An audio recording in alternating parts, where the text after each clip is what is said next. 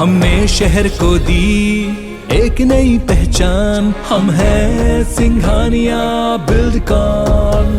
राजस्थान और छत्तीसगढ़ सरकार ने पुरानी पेंशन को बहाल कर दिया है, जिसके बाद एमपी के सरकारी कर्मचारी पुरानी पेंशन लागू करने की मांग और जोर शोर से कर रहे हैं। पुरानी पेंशन बहाली की मांग को लेकर राजधानी भोपाल में अधिकारी कर्मचारी संयुक्त मोर्चा ने रविवार को कलियासोत मैदान पर प्रदर्शन की घोषणा की थी, लेकिन प्रदर्शन के लिए मिली अनुमति प्रशासन ने निरस्त कर दिया है। इस प्रदर्शन में प्रदेश भर से हजारों कर्मचारी शामिल होने वाले थे, लेकिन उसके पहले ही प्रदर्शन की अनुमति निरस्त कर दी गई। अब कर्मचारियों के संगठन ने प्रदेश के आंदोलन करने वाले कर्मचारियों से कहा कि अब जिलों में ही मुख्यमंत्री के नाम ज्ञापन कलेक्टरों और स्थानीय जनप्रतिनिधियों को देकर विरोध जताएं।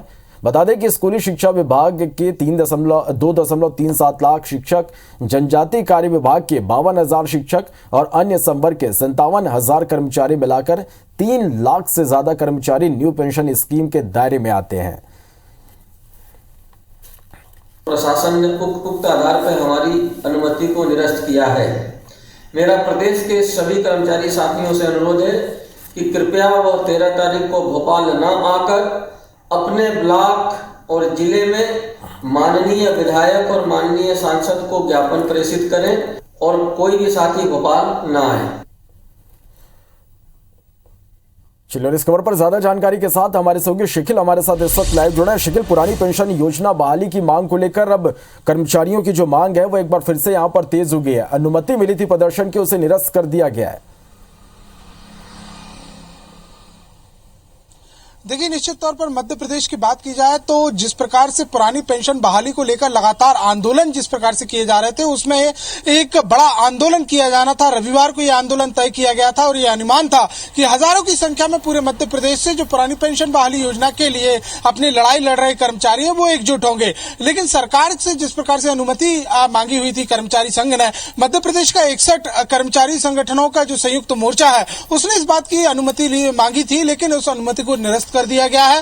और इतना ही नहीं बल्कि साफ चेतावनी यहां पर दी गई है कि बिना अनुमति के कोई भी कर्मचारी किसी भी प्रकार का प्रदर्शन नहीं करेंगे। कर्मचारियों ने इसे सरकार की दमनकारी नीति को बताया है और साथ ही साथ इस बात का साफ तौर पर कहना है कि आने वाले समय में जिला स्तर, ब्लॉक स्तर पर भी जो आंदोलन है वो पुरानी पेंशन बहाली को लेकर किए जाएंगे। नई पेंशन योजना के अंतर्गत देखा जाए तो लगभग 3.5 लाख से ज्यादा कर्मचारी इस पेंशन स्कीम के अंतर्गत आ रहे हैं और कर्मचारियों का साफ तौर पर यहाँ पर आरोप है कि जिस प्रकार से जो पेंशन की गणना की जा रही है नई पेंशन स्कीम में, ना ही उसमें पारिवारिक पेंशन है और साथ ही साथ जिस प्रकार से जो पुरानी सुविधाएं पुरानी पेंशन योजना में दी जाती थी उन्हें भी खत्म कर दिया गया है। इसकी गणना भी कुछ इस प्रकार से हो रही है कि कर्मचारियों को लगभग 400 रुपयों से लेकर लगभग 2,000 रुपए तक का ही फायदा स्कीम में मिलेगा। तो इन तमाम मुद्दों को लेकर लगातार कर्मचारी संगठन अपनी बातों को रख रहे थे। पिछली बार बैठक भी यहाँ पर की गई थी और वित्त मंत्री के साथ बैठक हुई थी, सामान्य प्रशासन मंत्री के साथ बैठक हुई थी और इसमें साफ तौर पर यह कहा गया था कि आने वाले समय में अगर मांगे नहीं मानी जाती हैं तो आंदोलन किया जाएगा। और इसी बीच बजट सत्र का ऐलान हुआ और इसके बाद कर्मचारी संगठनों के आंदोलन में तेजी आई।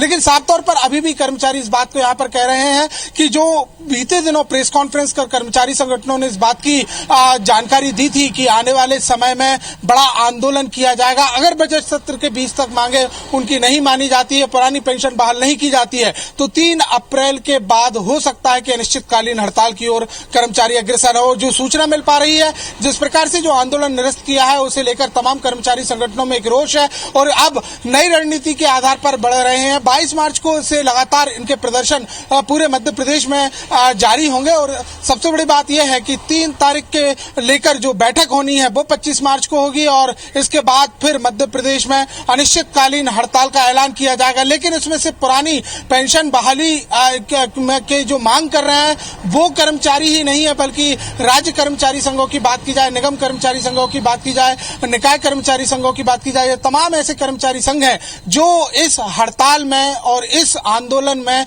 अब समर्थन दे रहे हैं। तो कुल मिलाकर देखा जाए मध्य प्रदेश में 3 लाख से ज्यादा भले ही पुरानी पेंशन बहाली की मांग कर्मचारी कर रहे हैं, लेकिन इस पूरे आंदोलन में लगभग 6.5 लाख कर्मचारी अपने आप को झोंक चुके हैं। अब यही देखना होगा कि आने वाले समय में जिस प्रकार से जो बैठकें होने वाली है उसमें क्या निर्णय ले पाते हैं, आगामी एक्शन क्या होता है और सरकार आखिर इस पर क्या सख्ती दिखाती है। निश्चित रूप से देखना होगा कि अपनी मांगों को मनवाने के लिए किस तरह की रणनीति आगे तैयार की जाती है। बहुत शुक्रिया इस पूरी जानकारी के लिए।